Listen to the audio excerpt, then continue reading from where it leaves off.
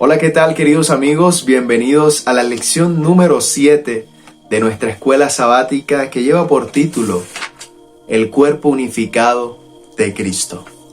¿Cómo podemos unirnos más como pueblo de Dios? Es la gran pregunta que muchas personas se hacen. ¿Cómo logro que en mi iglesia haya unidad? ¿Será que debo iniciar yo primero a unirme con Cristo en el Espíritu? Interesante pregunta, ¿cierto que sí? Vamos a iniciar entonces con el estudio de esta oportunidad que lleva por título La unidad del Espíritu. ¿Quieres orar conmigo? Cierra tus ojos y oremos. Querido Padre que estás en el cielo, te agradecemos por tu bondad, por tu amor, porque nuevamente podemos estudiar tu palabra. Rogamos que nos hables en este día, que podamos, Señor, actuar según tu voluntad y que nuestra iglesia pueda ser una iglesia unida para honra y gloria de tu nombre. En el nombre de Jesús lo rogamos. Amén y amén.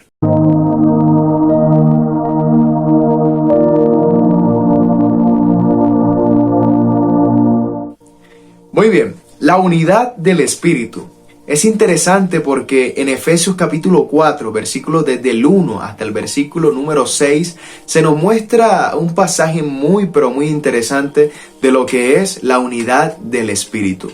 En el capítulo número 4 de Efesios se muestra la segunda sección de lo que Pablo quería decirle a los creyentes. Y lo primero que él menciona es que la iglesia necesita estar unida. Y no solo unida, sino unida en el Espíritu. ¿Qué quiere decir unida en el Espíritu? Yo quisiera que tú puedas comentar acá abajo, en los comentarios, ¿tú qué crees que se refiere Pablo cuando dice la unidad del Espíritu? ¿Qué quiere decir eso? ¿Cómo entendemos eso?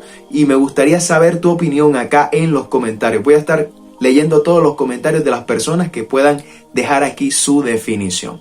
Ahora, la unidad del Espíritu tiene que ver con un propósito que Dios ha establecido desde mucho antes. Ahora, es interesante si nosotros leemos en la palabra de Dios el versículo número 1 del capítulo 4 dice de la siguiente manera: Yo pues, preso en el Señor, os ruego que andéis como es digno de la vocación con que fuisteis llamados.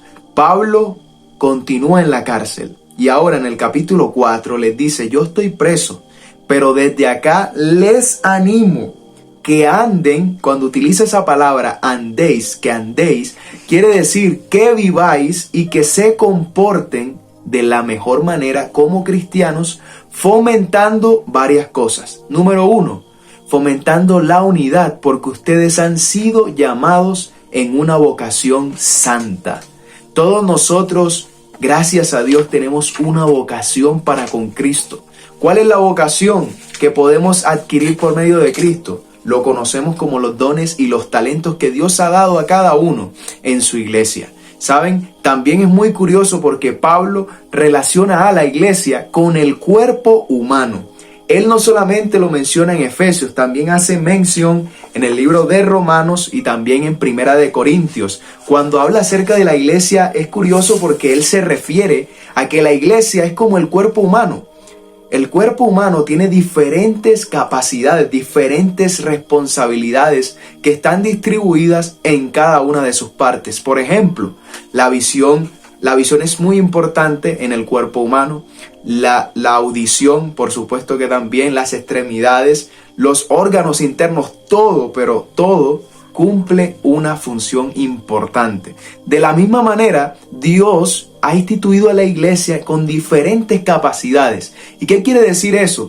Que Dios ha utilizado y también bendice con dones y talentos a los hermanos de la iglesia. Te bendice a ti con dones y talentos para que esos dones y talentos puedas ponerlos al servicio de Dios. Es curioso porque hay una historia muy interesante que se cuenta en la lección y es la historia de una discusión entre el estómago y los pies.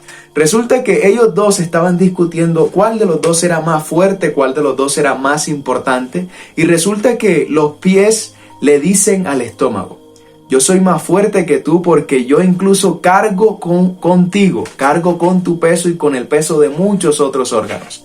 Pero entonces el estómago responde: si yo no me alimentara, no serías capaz de cargarme, ni mucho menos cargar a los demás, también a las demás partes del cuerpo. Qué interesante. Todo esto nos muestra, y este ejemplo es muy claro cuando decimos que somos un cuerpo en Cristo Jesús. La iglesia es el cuerpo de Cristo. Y como es el cuerpo de Cristo, gracias a Cristo tenemos funciones que cumplir. Por ejemplo, en Efesios capítulo 4, versículo número 11 y versículo 12, dice de la siguiente manera. Él mismo, ¿quién? Cristo, dio a unos el ser apóstoles. ¿Qué hay en la iglesia de Dios? Apóstoles, otros tienen función de profetas, otros han tenido función de evangelistas, otros pastores y maestros, a fin de perfeccionar a los santos. Mire el objetivo. El objetivo no es que yo tenga un don, un talento para mostrarme y hacer de mí una superestrella en la iglesia. No. Dios no nos ha llamado a ser superestrellas en la iglesia. Nos ha llamado a ser luz para el mundo.